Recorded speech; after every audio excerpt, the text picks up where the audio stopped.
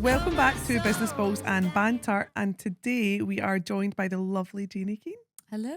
Hi. Hello, to see you all. Jaynie. How are we? Yeah, good. So I think it's worth telling everyone a wee bit about yourself, what's your background, and how you got into doing Raer. Yeah, sure. I mean, I would say my background's limited because I'm still quite young, I guess. But I would say that I'm the managing director of Raer. So basically, I've taken over the company that my family and I started when I was about 18. So I've not necessarily got the longest history in working, but I have been working since I was like 14. My first job was actually in a law firm. I really wanted to be a lawyer, and I was quite anal about rules. And I thought, oh, this is the job for me. Like, I'm going to be such a good lawyer. And honestly, to this day, I stick by that I would be an incredible lawyer.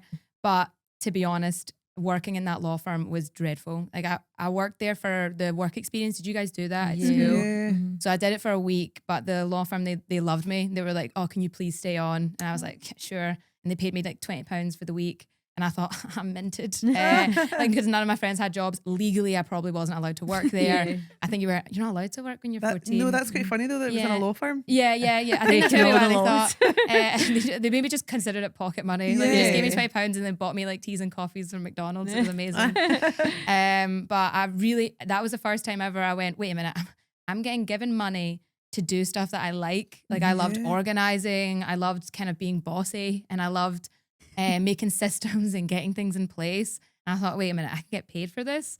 And so it really is when I started to become quite obsessed with working. Yeah. And then I've had a job since then.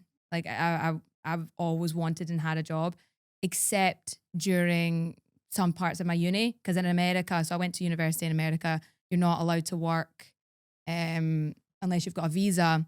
So I had to you can only have like certain jobs. So there was a period of time where I didn't have a job, a technical job where I was getting Yeah. paid, and I struggled. I had like the Yeah. itch. I was like, I need something to do right now. Like, Yeah. why am I? Yeah. I'm just sitting here learning.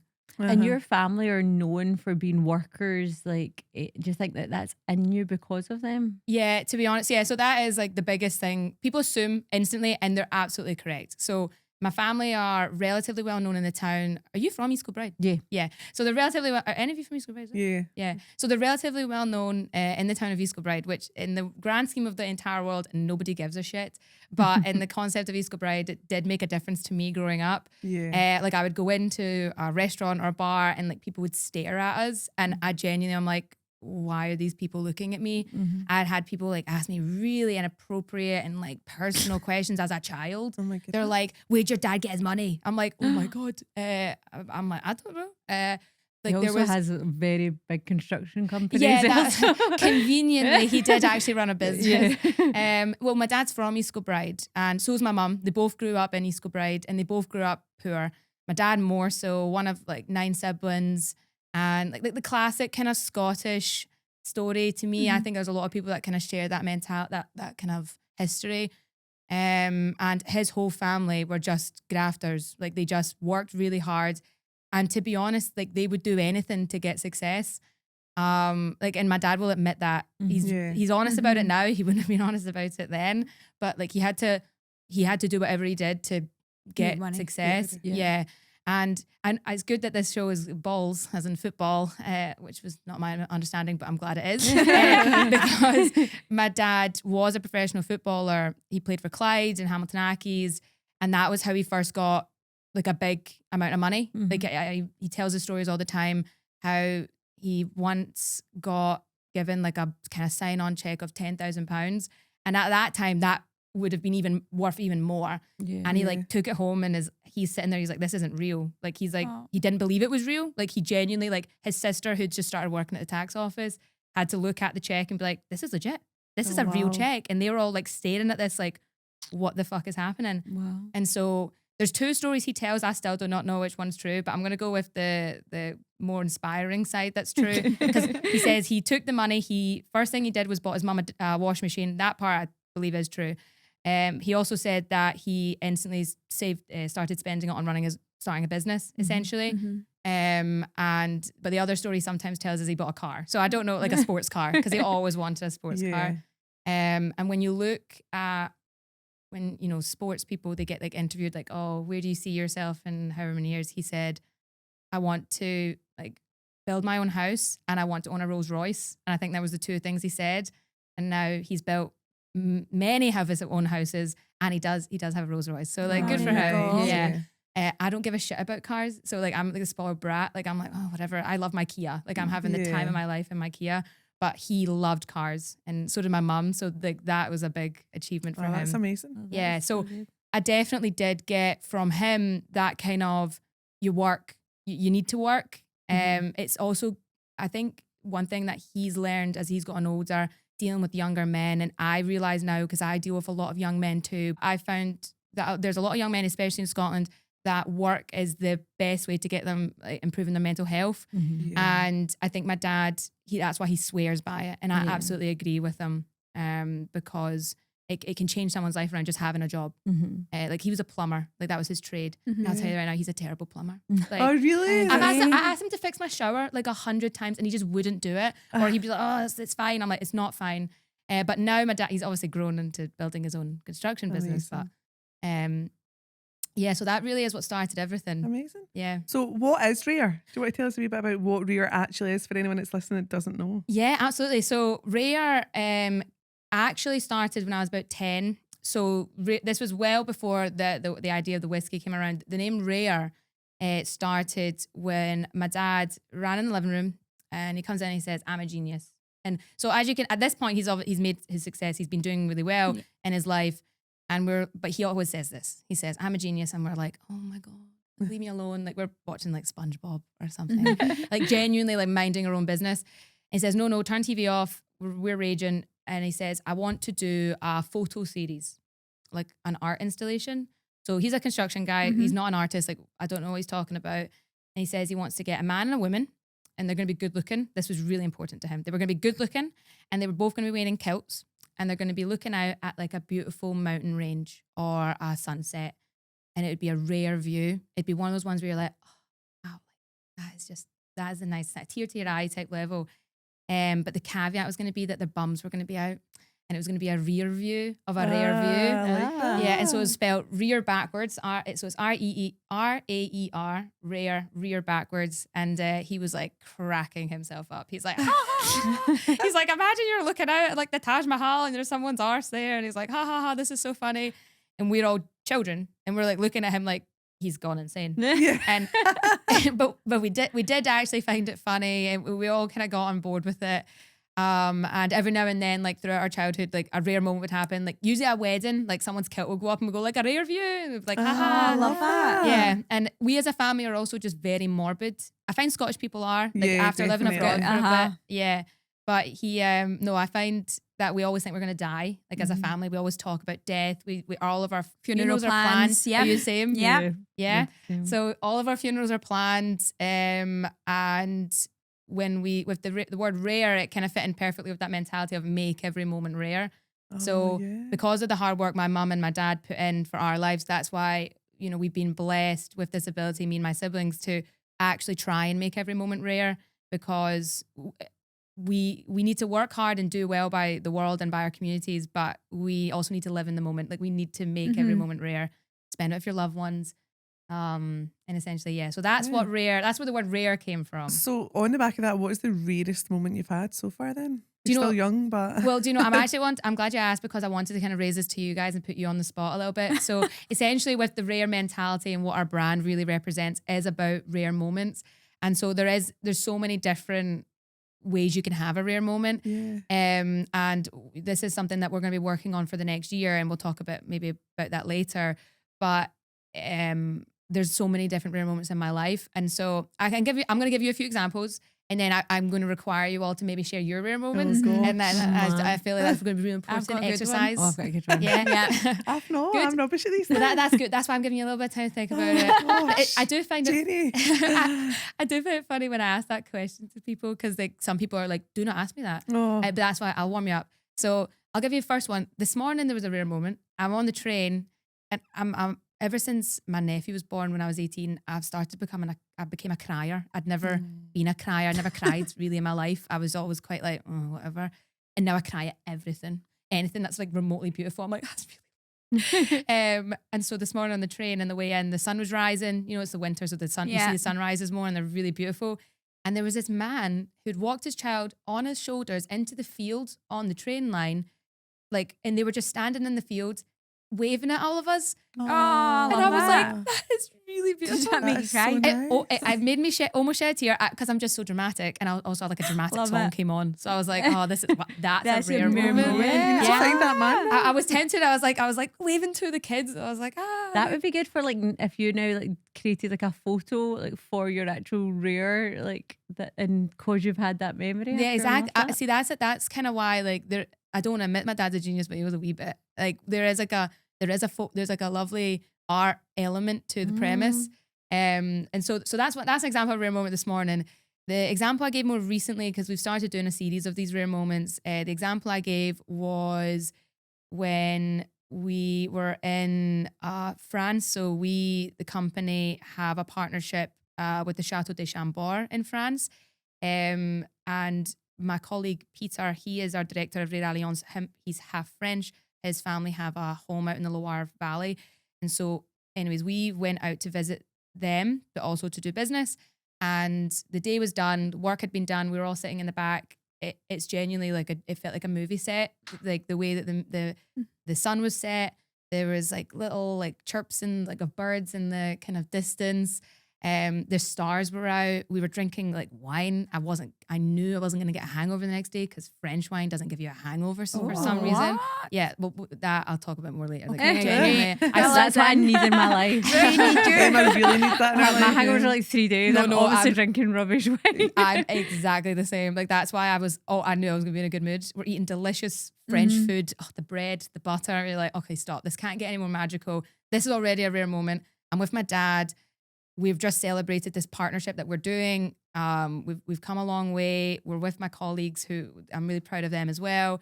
And then we look up in the sky and I'm like, is that a shooting star? And it's like, no. And it was these little, it's now not cute, this story, because I found out what it was later on. These little like bright lights started kind of sprinkling through the sky. And I'm like, I actually thought we were about to die. Like I thought, oh, these are aliens. Like instantly I thought like we're getting taken over. Getting back to the morbidness. Literally, yes, instantly going to die. See, That's my lovely, funeral's Dan, planned. that we're going to die. Yeah, instantly going to die. At And least then, it's like a scenario and a good setting for your death. that's a great honestly, you're right. Yeah, where were you when the aliens took over? Like, I was in France.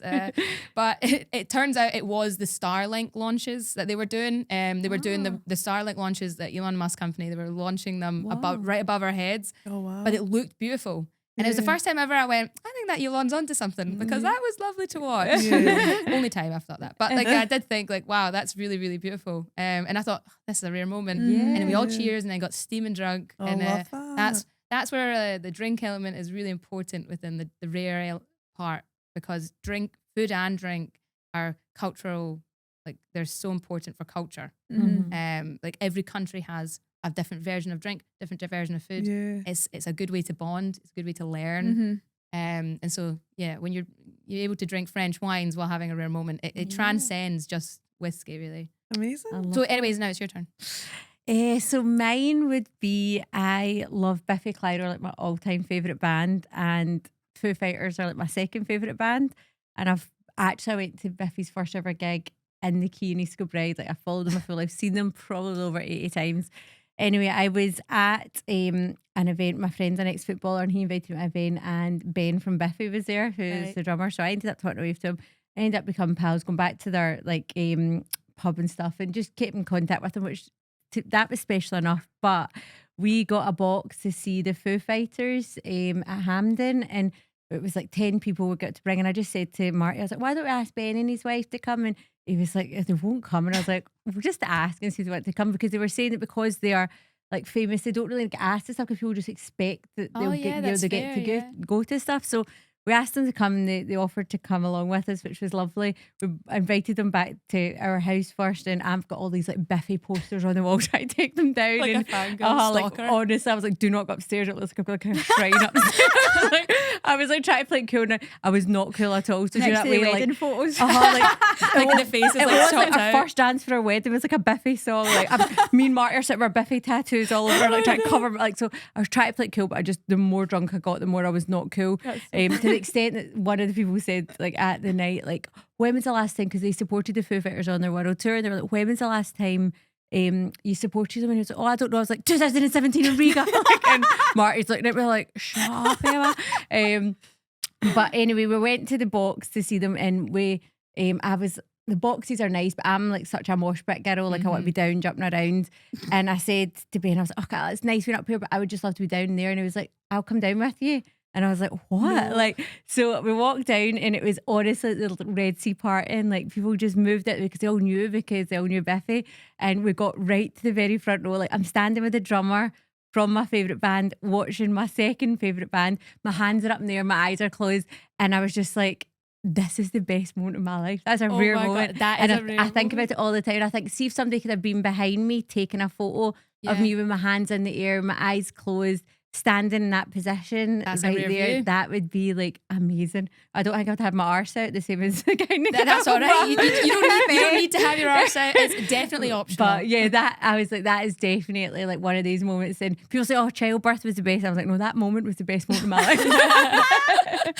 Oh my God. So yeah, that's a great one. The funny part about that though is that although it was like the Red Sea, Emma goes to the front anyway. So Yeah. see Oh, if right, like okay. she's not with someone famous and they're not part and she's pushing in there. Well, good. Yeah, She's I'm getting annoying. from- I'm like, So, front no, row you so person. if need I'm to. at a gig when she's like, let's go forward, I'm like, no, No. because you're like that behind her. Sorry.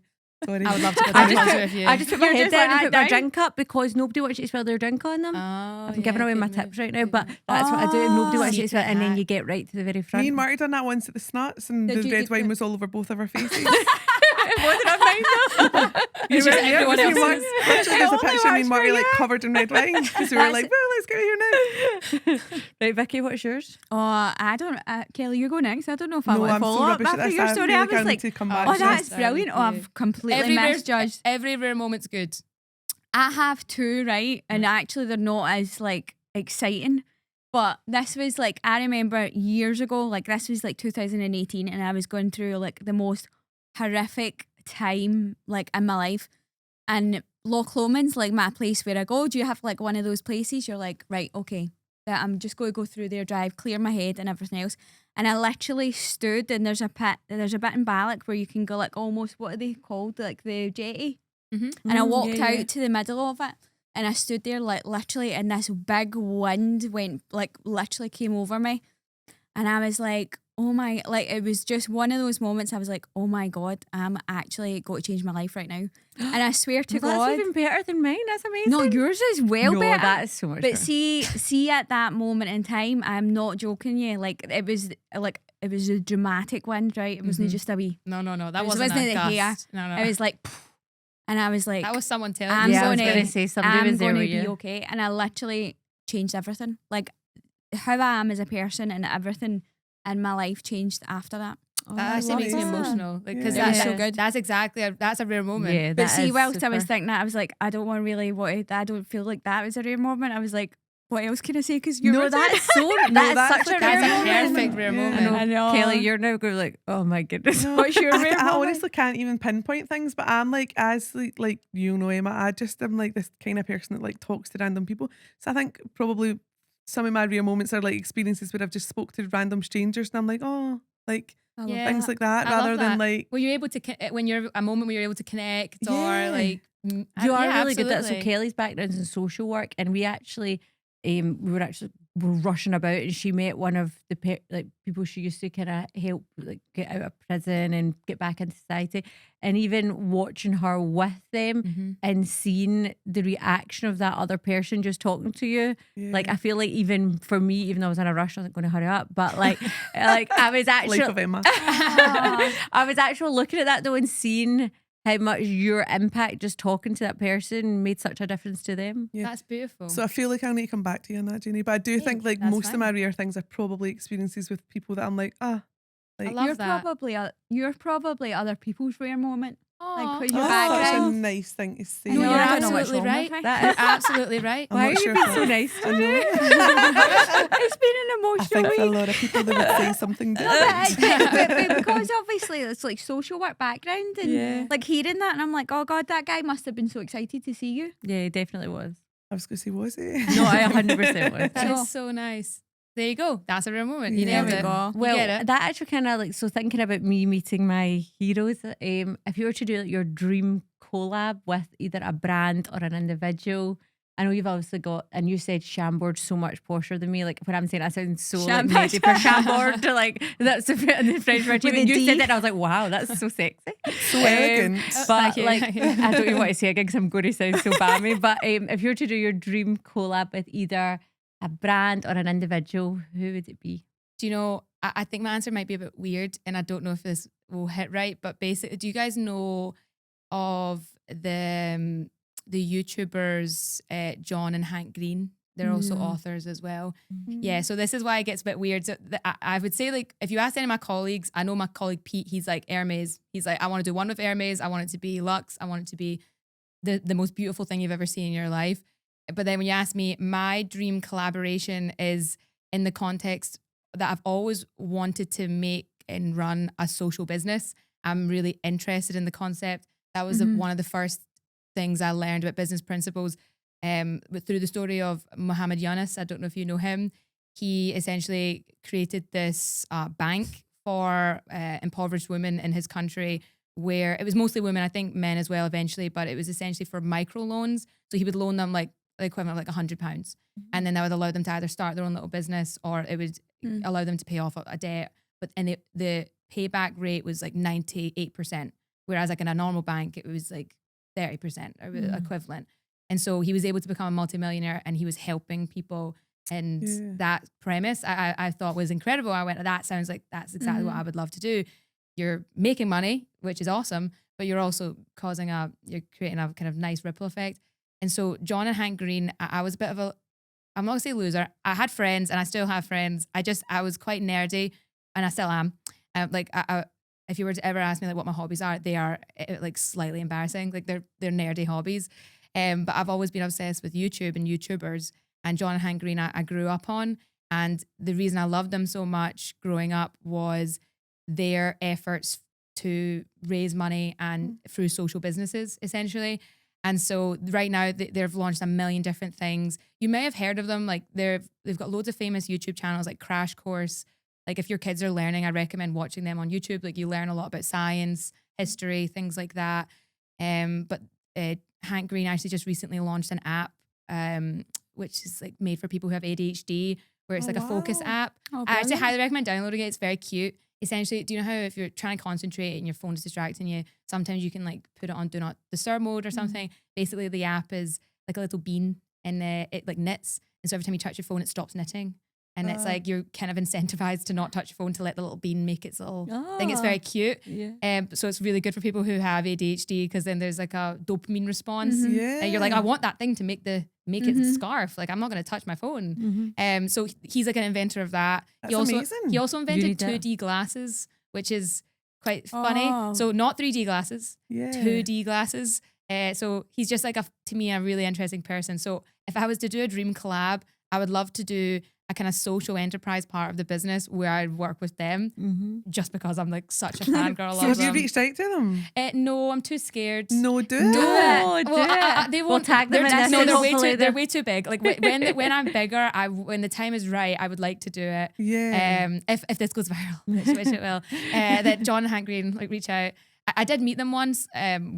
Oh wait, have you ever heard of the book or the movie The Fault in Our Stars? Yes. Right, okay, finally, I've got one I reckon. Like, so John Green wrote that, so that's what he's most famous for was The Fault in Our Stars. And so I read the book. It's a teen drama book, and I read it as a teenager. And then he did like a show in Glasgow at the kind of at the concert hall on Buchanan Street, over it's called. Yeah, the Royal Concert at the top. Yeah. So it was there, and then afterwards you get like a meet and greet type thing. And all I did was just go like, I really love you, and then I got him to sign my phone case, and I like ran away like, ah. You still got your phone case? I do. Yeah, I never used it after that. I just like kind of put it in a wee shrine. Framed. Oh, Yeah, it's also like though I don't know what age I was, but it was like one of those like big massive phone cases that's like shaped like a penguin. Do you know what I'm talking Yeah. about? Like Yeah. those like funny iPhone cases. So anyways, yeah, that would be my kind of dream kind of collab situation, which is not very luxe. If I was I to pick really a love brand, that that's not mainstream though. That's Okay. like Yeah. just so personal to you. Like, Thank you. Yeah, I love that. Sorry, Yeah. you were going to say that. If no, it was- if I was going to pick a brand, I really resonate and love the brand of Ralph Lauren. I like how classy and luxe they are, but I also like that they're approachable. And that's kind of, I resonate with that with Raer, where we're making high-end products, but we also make affordable products. We make a full spectrum. So wherever you are, whatever kind of circumstances you're in, you're going to be able to have a Raer moment. And Ralph Lauren, I don't really actually care about their principles or necessarily know too much about them. I like the way the things look, but I do know that I like the fact that anyone can wear Ralph Lauren and look good in all times. Do you know, I'm a bit obsessed with the Ralph Lauren Christmas just now. Have you seen this everywhere? Like, No. I have. oh my gosh, it's so beautiful. I'm like, I need my house to look like that. I mean, I'm going to obviously have to You're decorate gonna my house have first, but I need my house to look like a Ralph Lauren Christmas. I've not for seen Christmas. this. I've not seen Oh, it. you still now need to go No, into how yeah, it's beautiful is it? What is it like building something alongside family? Because I would imagine it wouldn't be like and I'll give you this, right? But my mum is like my cleaner.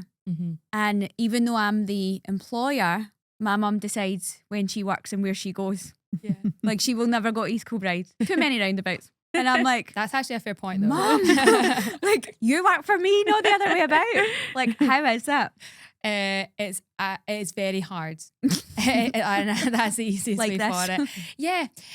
Well, basically, what I think is funny is, when we started the business of Raer, I was 18-ish, I think. I just finished school and I was taking a gap year. I took a gap year.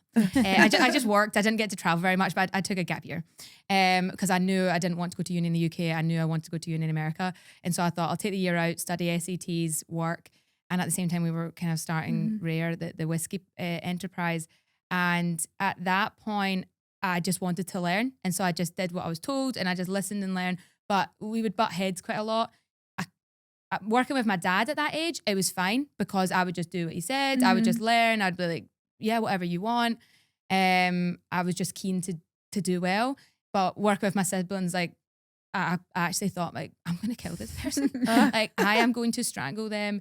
There's been a lot of screaming matches. So when we started at 18, then I went to uni. My sisters went to uni. My brother has grown and developed the construction arm of the family businesses.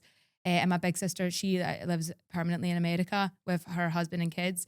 And we all were growing up, and we've grown up, and that's been like almost 10 years now. And I think the difference from when we started to where we are now is insane. Even when I got back from uni, so I went to uni because I didn't feel qualified at the time. So basically, like, I had all these ideas about Raer. And I thought, I know what I'm talking about. And I'll be honest, now looking back, I did. Like, I that's one thing I'll have full confidence in. I actually was smarter than the normal 18-year-old. I was like, I knew exactly what I was doing. And I should have just like followed my gut. But I'm glad I went to university. I'm really, like, I did get a lot out of that. Living in America, I got so much out of that. But I went away to uni to go and become a professional. And I was like, I'm going to come back and I'm going to be the smartest person here. So when I got back, it was just my dad at that point had really kind of stepped out. It was other people running the business. He was doing his own thing. It was meant to be running itself. But I came back and I'm like, this is not what the business was. This is way out of line. My sister then moves back. She also went to America. We have an obsession. She went to drama school in New York. And then, so she came back when our visa ended. And the first day that Clara and I worked together, is my little sister, I fired her when the first day. Oh gosh. Because by the time she got there, I'd only been there a month and I was already in charge. Like, I instantly just started walking around. I'm like, this is out of control. But then Clara came in and we just had a big scream match. I went, you're not working here. Leave. Get out of here. And then we had a big massive, we were still living together because we both moved home. So we were both living in the same house together with my dad and my brother. So all of us were together again as grown-ups, like grown-ass adults. And we were like, I'm going to kill this person. She came back the next day. I let her come back. But then we made up. And on that day I went, like, and we both had the first adult conversation I think we'd ever had. Because I think I must have been 24, or I think. And she was 22. So we had an adult conversation where I said, we are in this together. We're going to fight like sisters, but we should fight at home. We can't fight here. And you need to respect me and I need to respect you. And we had an honest and open conversation about how we were going to make it work. And we've come a long way since then. Yeah, that's amazing. Yeah, it's amazing that it's working out. Yeah. Like even my brother, like I don't know, do any of you have brothers? Mm-hmm. Yeah, they're dreadful. Like I think they're like put on earth to like torture and like kill their sisters. But that being said, like obviously I love my brother, but he is a menace. Like he'll try wind me up like deliberately. But even now, like as he's gotten older and I'm getting older and all of our priorities are starting to shift, we're able to work much better together. Our respect is growing for each other. We're proving our worth a lot. More recently, especially. Like my successes in the business have really made all my siblings like go like, yeah, I trust Jaynie like to do what she's saying. It's not I don't want to listen to my little sister or my big sister. I don't want to listen to her. It's they're I genuinely feel like they're now backing me and supporting me. Perfect. You're like the go-to. Like if they're like Jaynie SOS. Yes, well, but not for everything though. Like I would say for Raer, absolutely, without question. With a lot of the businesses, I would say that I've inherited some form of level head with it all. We as a family are quite intense. Like we're very but I would say I'm the most chill, which is saying something because I'm not chill. But I've just got classic middle child syndrome. Like that's really what I have. But like, see, for example, my friend was visiting from America and her car tires exploded. And she went, "Who would you call?" And I went, "I'd call my brother." And that's exactly who I would call. Like I'd call my brother, like if my tire exploded, because that did happen to me once. And he came and got me, and he got within seconds the car was towed, picked up by someone, and the car was fixed within like a couple hours. And that's what he's really good at. And then my sister Clara, like if I'm like really in a slump, she's just so good at bringing out creativity in me. She's really bubbly as well, isn't she? Yeah, she is. Yeah, she'd be way better on this than me. Like she's genuinely like, wow. You've done so amazing. I know. Stop. And you're only 27. Yeah. It's I think like even from us having that chat before the podcast and everything like that, but you have done so much and have gained so much life experience. And it's amazing. It's like so inspiring even for us sitting here and going, wow. Like and worked for it, not just been handed it on. Yeah. You've worked for where you're at. And I feel like as well for like anyone younger, I think see that way where you said where you doubted yourself at that age, but looking back, and I think that's a massive thing. People do doubt themselves, but then looking back, if you hadn't kind of, it's good that you went and done the uni in America and all that, but actually you probably could have done it just from then as well because you've got it in you to be that individual. No, I definitely have been blessed with, I always say that I've been split genetics because some people meet me and they're like, you're so much like your dad. And then some people meet me, they're like, you're so much like your mum. I would say that my mum and dad are very, very different people. And they've instilled, both of them have instilled very important values to me. My dad has obviously instilled in me that hard work, like working, making money, running businesses, being bossy, essentially. He's really instilled that in me. I've had that training since I was like a child. Like I feel when people, I had to go for a visa for America and I had to basically convince them why I should get this visa. How am I qualified? How I was only 25. Like how, and I went, I've got 25 years of experience. Like as soon as I was born, I was getting like given this instruction. But then from my mum's side, my mum is a very spiritual and thoughtful person. She is very much in tune with herself and others.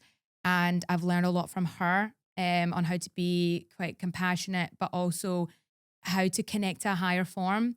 And so I'm not like a cult leader or like following a cult, or I'm not like a super, that'd be fun. But I would say that there's a lot of different belief systems that she's instilled in me that genuinely have drive my decisions and keep me kind of straight and narrow. And so I think that's why I really do think I was blessed. And I've been blessed in every capacity. And I think it was when I was about 8 years old. So I remember this happening. Like this was like an epiphany moment where I didn't really speak much until I was 8. Like I think because I was a middle child, like I just didn't really get a word in. And I just was quite quiet. And my mum remembers it too. She remembers like one day I just started talking. I haven't stopped since then, but I just kind of started talking. But it was, I had this realization. I went, I'm really lucky. And I thought that as an 8-year-old. I remember thinking like, I'm really lucky. Like I have everything. I also had watched this movie or docu-series based off the book The Secret. Have you read that? Yeah. So I'd watched that with my mum and I went, this makes complete sense. Obviously, as a child, as a child who was spoiled, like if I wanted something, my parents wouldn't give me it, right? But if I really wanted something, I'd get it for Christmas. You know, that kind Yeah. of way. I was lucky. I was so well off.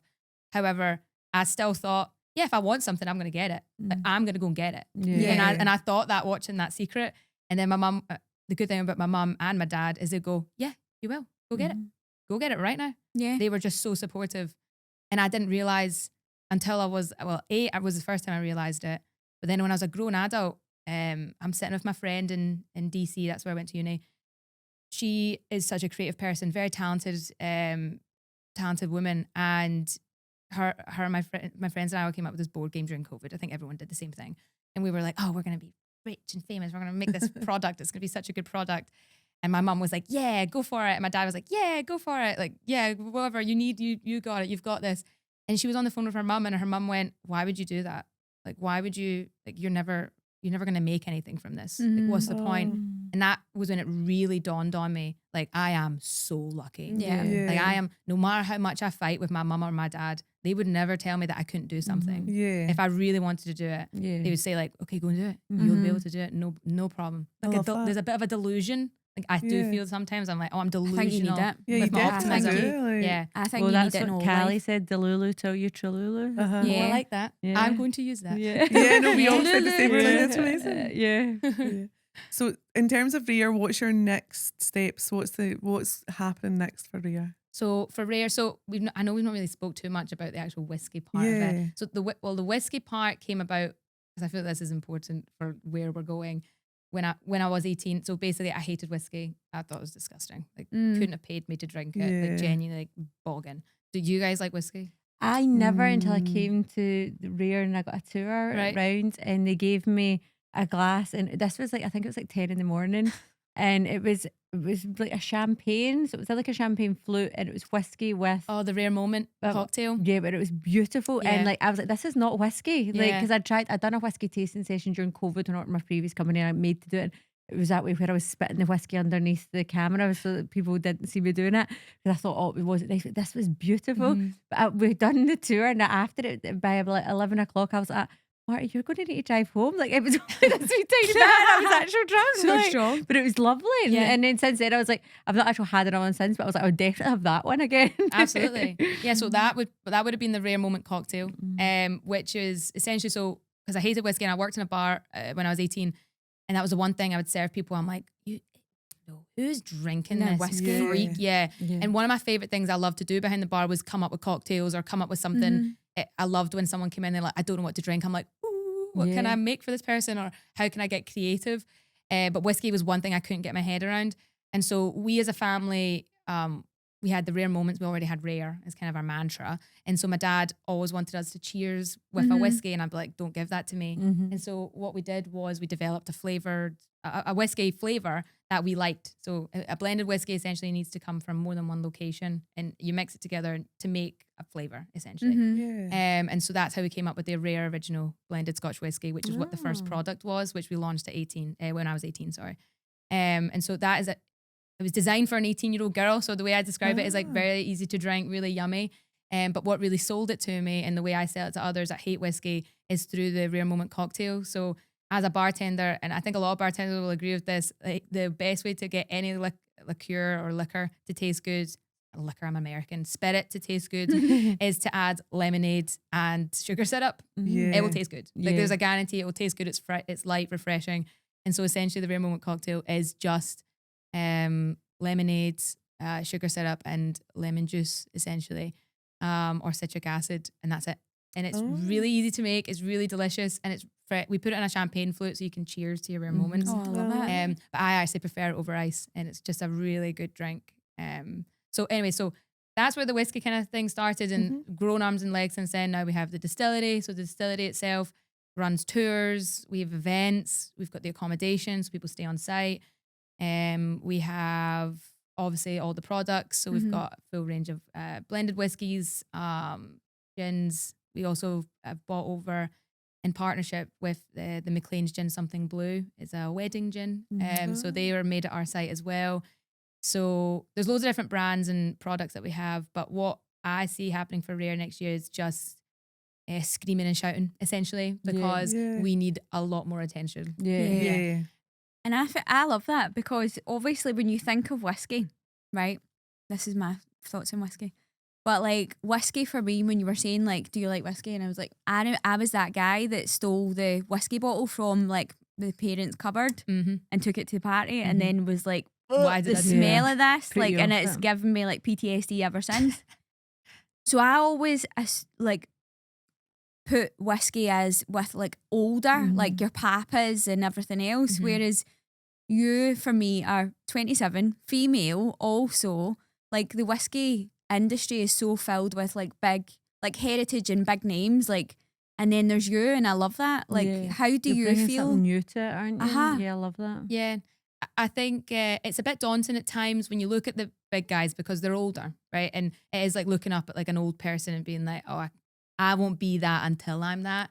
Because that's the thing about the whiskey industry is it always gives you an existential crisis. Yeah. I'll be filling a cask one day and I'm like, right, in 10 years' time, I'm going to be 37. Like, where am I going to, and this cask will be 10 years old and I'm Yeah. putting it in a bottle. Yeah. That's weird. Mhm. So yeah, existential dread, like I face all the time, but it's always quite good in a way.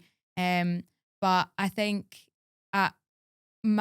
someone said to me like, oh, you're like a disruptor, like you're really trying to mix up the scene. And I was like, no, not really. Like I want to make good whiskey. I want to follow the traditions. Mhm. I love the history and the storytelling Yeah. of whiskey. I really am passionate and love that. Anyone who's involved in this industry, it's such an interesting subject. Yeah. There's so much storytelling to it. That's all really that we have is like, you know, when I filled the cast 5 years ago, my nephew is now 9. Like he would have been that age then, or my niece wasn't even born then. Like so much has changed since then. So storytelling is so important to whiskey. And that's where I think I'm just trying to make yummy stuff like so people can drink it, because I don't want to have a situation where you're stealing a bottle and want to kill yourself because you drank it. I want to make something that you're actually like, that was really nice, like yum. I want to make stuff that you can share and you don't. I as much as I appreciate them because they're my biggest customers. The whiskey collectors, they just collect them to like put them on their shelf. I'm like, drink the bottle, drink it for the Yeah. love of God, just drink it. You don't drink the whole thing in a 1 hour maybe, but drink it with your friends and then remember the moment with them, and you Yeah. remember how good it tastes because you'll remember who you were with, you'll remember Yeah. the experience you had. Just don't get in a fight or something, but you'll remember it. It'll still be a real Yeah. moment, Yeah. like if you go into a brawl with Yeah. someone. But all I'm really trying to do is make some yummy things and allow people to share rare moments. That's all I care about doing, and Yeah. that's Love really that. what drives me kind of forward. And are you looking at like diversifying from whiskey, like going into like wines or spirits or anything like that? So yeah, we do already have we've got 3 different gins that we sell, and we've got a range of wines. So we do have a partnership with, so we have a French company. It's called Raer Alliance. And so yeah, you were right about the accent earlier. I would say Raer Alliance, and then Pete, who's half French, would be like, it's Raer Alliance. And I'm like, okay. So Raer Alliance, our French subsidiary, we have a distributor out in France. Him and his family make wines from like 100-year-old vines. And Oh, it was wow. what started as a casual conversation of, we have a shop at the distillery. We sell loads of things in it just for tourists and whatever. We want to have wines to sell at the bar. And we buy your wines. And he said, oh, I'll do you one better. Why don't we work together and do a partnership to make a range of wines? And so we have now a Raer Alliance range of wines, which Wow. we work with him to And make. it's not going to give me a hangover. Right. Okay. So this is like, okay. So I have terrible hangovers, which is ironic because of I'm a whiskey I have to drink and or have to, but Have I to like to drink. drink. I've been struggling with hangovers since I started drinking, and I used to like everyone said like, oh, your hangovers will get worse when you get older. Yeah, they were just as bad then. I think I'm allergic to alcohol, which is really ironic. But one thing I've learned is I drank an entire bottle of the Raer Alliance wine. Any other wine, I would have been done. dying. I wouldn't have been able to talk to you. I wouldn't have gone to work. I woke up feeling a little like, but fine. Really? Oh, Oh my Yeah, goodness, I need full to get bottle of this. wine by myself, which never I could have done without like genuinely wanting to kill myself. We'll go there now. Yeah. Home. Yeah. I think it's because they I don't love a add red any wine as extra well. It's elements Friday, to it. There's it's no Friday. additives. There's nothing to it. I think it's just the way it's processed is just so Now, see if you drink the whole bottle and you get a hangover, don't blame me. I'm going to phone you and be like, excuse me, I'm texture being Jaynie, you misled. have to get me McDonald's because this is your fault. Yeah, honestly, that's fair. But I don't do that. But I would say, like, compared to other wines, it genuinely like is a big game changer. And can people just come into, like, I've been in the your bar bit and it's lovely, and we were actually looking to book an event in it. But can people just come in to and like sit down and have drinks in there as well? Yeah, we're Right, open. We're not open late, but we're open until 6 o'clock Tuesday to Saturday, Monday till 5. And yeah, people come in. They come in for a bar. They come in to just use the bar. There's a lot of new people in the area. The whole of East Kilbride's building, but we're in Jackton, so Jackton's growing a lot. There's a lot of new housing. A lot of young families are moving in, which I really like. And a lot of them come. They walk around and they bring their families, and they can just come in. The kids can go like mental in the garden, like run around, go crazy, where the parents can have like a bottle of wine and then just walk home, which I love. I love when families and people come to site, because that's rare moments. And like that's essentially all I want. So yeah, no, people can come by whenever we're open. I want people to do that. Yeah. And do you do events and stuff? Are you having like ladies' nights and? Do you know I want to do that? Yeah, I I feel like actually this is- really want to do like some form of dating show or like singles event. Like I'm just so Do it. desperate Oh my for goodness, it. do I don't know it. what function. I don't know how it's going to look. I pitched it to my events manager and I thought he was going to tell me I'm crazy. I think he did say that, but he went, I agree though. He went, I think that would be great. Because within rare moments of life, love is one of the biggest. It's probably the leading one usually. If like a rare moment that's happening, is like, oh, this love for something or love for a person. So I'm like, I want to bring people together. I want to make them fall in love, and I'm going to be a part of the rare But it's moments. also a bit classier. Like it's a nice Yes, classy setting. So yes. you're not going to Like, go and expect. I speed think people would be dating. put off by Not going like dating and games stuff like like that. that. Going, oh You my could- goodness, who's going to be like there? the whiskey Cella Black. Like, I don't know what that means. So, you not know who Blind Cella Date, Black is? remember? Is it remember Blind she's only Date? 27. Oh yeah. Have you that? I was going to say that. I was actually going to say that I don't. So I Don't know if this is Google a her, meme or 'cause something. you'll I be don't like, have TikTok or no, anything. No, it's But, basically like- an old dating, like, so she used to She- be a surprise, run a surprise. dating show. No? You need to Right. go and look that up. Yeah. I'm Yeah, gonna look tell you up. that. Yeah. And then But- actually we can meet up and practice it. I know. I love this. Can we Uh, come to, even though we are like in relationships, Yeah. can we come to Uh-huh. Yeah, sure. Absolutely. I'll sign Why up. don't you guys be the hosts? Oh, I love You know how to that. host, clearly. Yeah. This is it. I'll But sign no, up you my have to be Cilla Black. Okay. I'm going to look this Jaynie up. Kean is the new Cilla Black.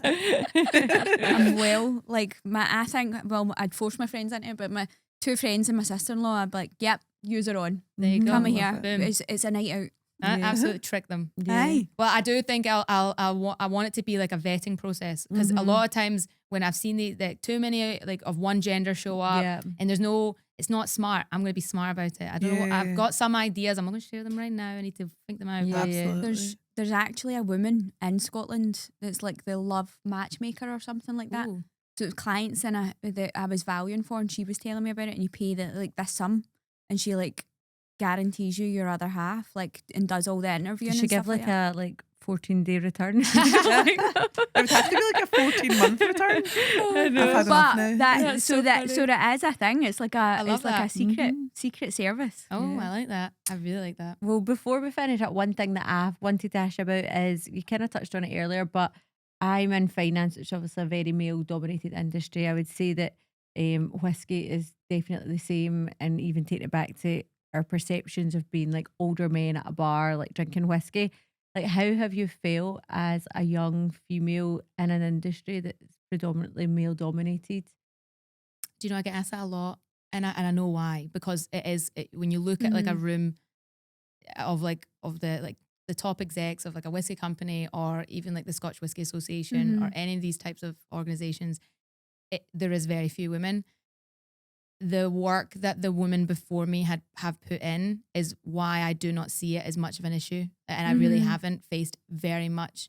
I face more of an issue because of my age than I do because of my gender, and that is genuinely because there was women that in the industry that have been fighting and screaming like before me, Yeah. and I look at them as like my idols. I'm like, you are incredible. Like the fact that you came in and you actually had to fight for your life in order to like make a point in this industry. But I've come in at the right time because there's been such a shift in the industry. There's been loads of different things that have come out about how this is like scientific fact that women have more scent receptors than men, so women are actually better tasters. So that's been a huge development in the whiskey industry. So that's why you'll find a lot of master blenders are now women, because they're able to wow. taste and smell better. Which I just love having that trump card on men. I'm like, Yeah. well, I can smell better than you. So I think as a woman, it's being in the whiskey industry is not necessarily all that bad. I actually think it kind of puts me in good stead, because they're like, oh, if she's here, then, you know, she's maybe got a point to make. And I think people listen to me a bit better. But I think because of my age, also because of the fact that I didn't just come up with this idea myself. I'm not 100%. I'm not an entrepreneur. I've taken on a family business. I've been given this opportunity. My age, I think, impacts me a lot. People always assume that I didn't earn this. I don't deserve it. I think there is definitely a little bit of an imposter syndrome there sometimes. But see, to be honest, this past year, I took over as managing director. We needed me to. Like, it was a kind of group decision of, if no one's going to step up, like, I need to be the one. Because I wasn't going to originally. I really wanted to just earn my place. But then again, it was that confidence thing where I'm like, wait a minute, I know what I'm doing and I'm really good at it. Yeah. So I just stepped up. And so that's why I took over the role beginning of the year. And this has been our best year so far by a landslide. Like, genuinely not even funny. We're still so far to go. But yeah, I have, it's only been in the last couple of weeks, really, because I didn't have a desk. So I've been I got everyone at their desks, everyone chairs, and I've just been hot desking. Whenever there's an empty desk, I'll just sit there. Yeah. So I've been carrying all my work stuff in a bag to and from work every single day. And then it got to a point where my colleague went, you need a desk. You need to go into an office and you need to sit there. And I've got now a little office and I've got a desk. So I'm like, yes. And so, but then I've kind of snapped a wee bit recently where I'm like, yeah, now I need to be a boss. Yeah. So like, this is actually like, I'm going to start dressing nicer. So this is my like day one of dressing a little bit nicer. Cause usually I'm in jeans and my Raer polo. Because I'm ready to like pick things up and move around or like get sweaty and like go do a bar service or something. But I'm now needing, you know, I've got a business that needs to be making millions of pounds a year. So I need to kind of start acting like it a bit more.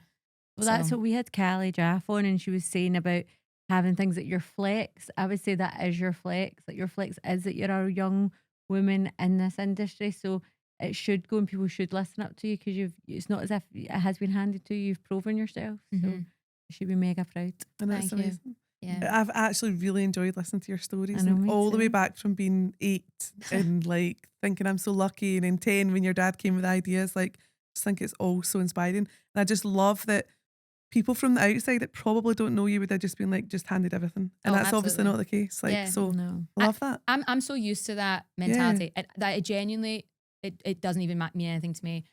So as we said right at the start, like, my family are relatively known in the town, and so like, you know, we're a good topic for gossip essentially, and I kind of love it. But one of the things I would say that one of the best lessons I learned from a very young age, and I learned that through my dad's obsession with the 4 agreements, the book, if you've read it. Rule number 2 is don't take anything personally. And that is a rule that has been instilled. And it's not always easy. It's one of the harder ones to do, is to not take anything personally. If someone tells you you're a bitch, you're not going to turn around and be like, oh, I'm not going to take that personally. But that being said, I from a young age, I've had to just not take things personally because I actually kind of get into it a little bit. Like, I love when people spread rumors. I actually like deliberately start them too. I'm like, oh, did you hear? Like, they're not making alcohol there. They're making drugs. It's like a drug facility. Because people come into the shop and I'll be in there, maybe just like counting the till or something. And they'll say, do you know who owns this place? And I'll go, I had no idea. Literally, who? And they're like, oh, that Kean guy. And I'm like, oh, I know of him. He's dreadful. And they're like, really? I'm like, no, it's my dad. And they'll go, and they're genuinely, they're like, oh, I love it. I get so excited. To that is good that you're like that, because even us with the podcast though, like, we had one podcast and like, there was just a couple, like, Marty's actually, why are you obsessed with it? There was like something like 96% of people liked it. And like, there was like 2 or 3 wee comments, and on them, I couldn't sleep that night. I was obsessed with it. And he's like, why do you care?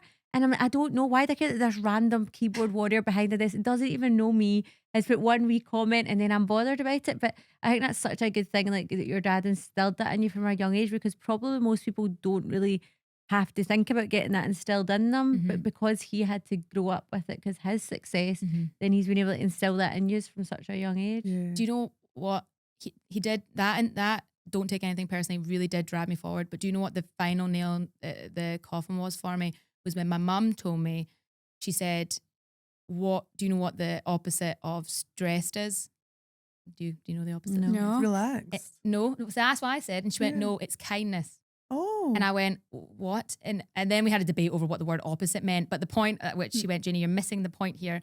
It's that if you're stressed or you're angry or you're upset, the best stress reliever is being kind and being nice. You being kind when you are stressed. Yes. Yeah, that's so And, true. and I went, Yeah. and this was only a couple years ago. Like she told me this. That I would say that actually has changed my life so much, especially in business. So when I have a customer that complains, I'm like, I think I'll get upset. I'll start thinking I'm about to get upset, and then I'll think they're maybe just having a really bad day. Like Yeah. I just imagine either that their family members just died, or that they've got no pals, or they've shit themselves that day and they've just changed their trousers and are really raging. All these things seem familiar. Yeah, because it could have happened. And so I just assume that Yeah. because I think about me and my worst day. If I shit myself, I'd be raging. Like I'd probably be in a Yeah. really bad mood, to be honest. Yeah. Or if my family member died, I wouldn't want anyone to talk to me. Yeah.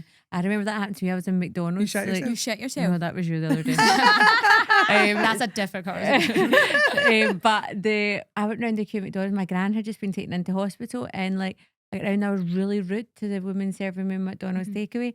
And I drove away and I sat in the car park and I reflected on it and went back round. Oh, did you? And said sorry to the woman because I was like, that was so rude for no Oh, reason. And I was no. like, then I started getting upset to her and I was like, I'm really sorry, my gran's just been told she's not well and like I shouldn't have taken it out on you. But I remember like thinking, why did I just do that to that woman? That was just mean for no But reason. that's amazing that you have that. You had a self-correction though, because think about how often that you don't, that you just like, it's most often with your family or your partner where you're like, it's really hard to then just be like, I'm going to have to say sorry to this person. And it's like a really hard cycle to kind of get into. But you just self-corrected yourself through kindness. And I bet you felt better after you Definitely. said. And see if I didn't, I know I went away with it on my shoulders, I would have felt shit all day because I know I'd already did that going, plus I've made somebody else feel shit. Whereas actually me saying sorry then in a selfish way kind of made me feel better as well. That's So, okay. That's being yeah. a human. I think there's that episode of Friends where they were arguing over if there is a selfless deed. And I remember watching that as a child being like, ha ha ha. And I'm like, wait a minute, is there a selfless like good deed? There is, but that being said, yeah, kindness, that's all. So if someone's a hater on the show, I actually kind of thrive off it a little bit now. Like I'm like, yeah, hate me if you want. I'm used to it. So Yeah. that's actually a good one because I have changed up my style of videos and social media. Partly down to the fact that like everybody's doing the same thing now, and it's the same in any industry. You want to kind of change it up a little bit.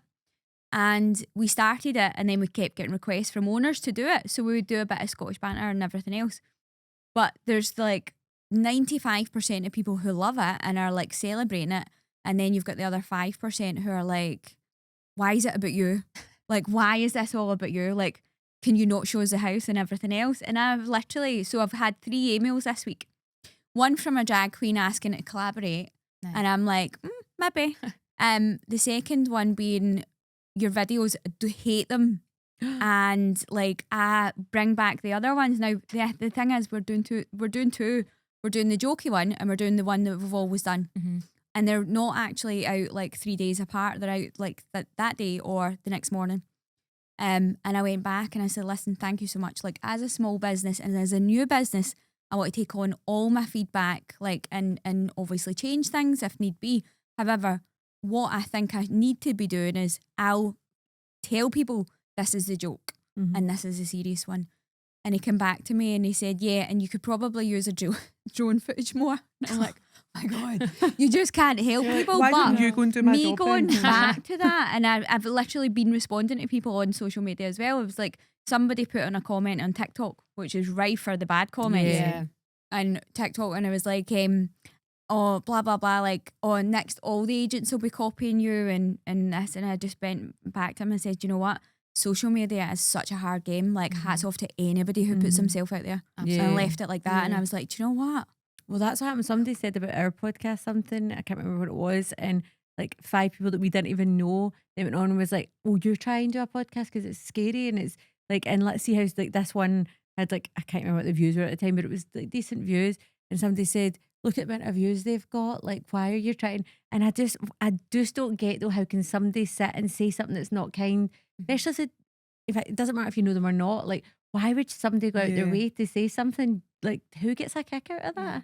Do you know, I think you guys had said in another podcast, I think you talked briefly about a kind of culture element of people, you like bragging about yourself a little bit and how sometimes you're around people and you feel like embarrassed or something. But one of the things that I think about a lot is how is actually, it is a Scottish thing. Like there's a Scottish element there. Obviously some of these people that are commenting might not be. When I going to America was really good for me because I'm like, wait, this is a whole other place. Like this is a whole other world. I was meeting people from all over the world, and I realized in Scotland there is a really, really bad habit of hating on people severely. Like, and it feels personal as well. Like you're surrounded by people who, if you're successful, they're like, well, I fucking hate you. But in America, if you were to start a podcast like this, I genuinely, you would get, everyone would be like, oh, amazing, that's amazing. Can I go on the show? Like, can I do this? Yeah. They as much as I love to make fun of Americans, my boyfriend's American, so I feel like I'm allowed to do that. But they're crazy. But they definitely have that kind of positive attitude. But I do think in Scotland, it's too small sometimes. And I think people get kind of stuck in their own little world and forget that people are human as well. Also, this is my problem with social media. People hide behind their phones. Whereas if I was in a social setting and I turned around to you and I went, I don't like your podcast, I would hope you'd punch me. Like I'd hope you'd just turn around and like self-correct. Which is actually one of the reasons I don't have any social media. Like personally, I've deleted it. I like, it's my whole personality. I'm like, I'm hashtag unplugged. Do not talk. Love it. Yeah, Love it. It's my whole personality. Like I make it, and I'm insufferable about it. Every one of my colleagues, friends, family, they're like, shut the fuck up. I do not care that you don't have social media, but it is for my mental health. Yeah, I get looking at people being evil because they can just hide. There's no social self-correction. And Clara does all the socials for you guys. She does, but she's now just swapped over. So basically, Clara's now moved to America. We've expanded our distribution in Florida, so she's moved over there to take over the sales there. And I've just, as of this Monday, hired a new head of marketing, so he'll hopefully take over all that. Amazing. Yeah, annoyingly, I'm actually quite good at social media. So if you ever see any of that post go viral, it was probably me that did it. Your posts are really good though. Thank you. But I've not. But I can't deal with it. I'm like, I don't want to engage with this. It's a talent I wish I didn't have. Well, I said to Marty, even with the comments, like we were reading them out, and I was like, see if there's any negative, please just don't tell me, because I'm just going to dwell on it for no reason. Yeah. In positive, tell me. Well, but in now you're negative, gonna be really nice. You just be super kind. Kill them with kindness. It Yeah. absolutely It totally works. It's so annoying because sometimes you just want to be like, well, fuck you, or Yeah. say something really funny to like get them back. But realistically, killing them with kindness. Because what happens when we have negative comments on our posts, Clara would instantly be like, like that's, I don't know if you're naturally ginger, right? I don't know if you've got that in you, because I just think any ginger I know has got a little very defensive, yeah. verbally aggressive. Which is good. It's good in a loads of different ways. It's a strength. But Clara is instantly like, I want to rip this person apart. And I'm like, no, be nice. So that's Emma talking to me. That's good. That's it. So Clara will be nice to the person, and they often, almost always, delete their comment. They delete their original comment because they're like, now I'm embarrassed. Yes, and I'm like, so good, true. corrected. Yeah. Now you should be embarrassed. I know. So So obviously you don't have any socials, but do you want to give your Raer yes, socials a so wee plug and let us know where it is? And yeah, on Instagram it's Raer Whisky, and Facebook I think as well. On TikTok I think it's under Jackton Distillery. Amazing. Because I think our Raer Whisky account got banned. You're not allowed to advertise alcohol on Oh, TikTok. really? Is there any events coming up or anything soon? That Yeah, you're... we've got a sherry week coming up. We were essentially there's a sherry week that people celebrate, and we're going to be doing our sherry expression whiskies partnered with the actual sherry wines. We're going to be doing some tasting sessions. There's tickets still available for that. We've got a Christmas market at the beginning of December. Oh, yeah, amazing. so you guys should come Nice. to that. It'll be really fun Definitely. because we did a farmers market already.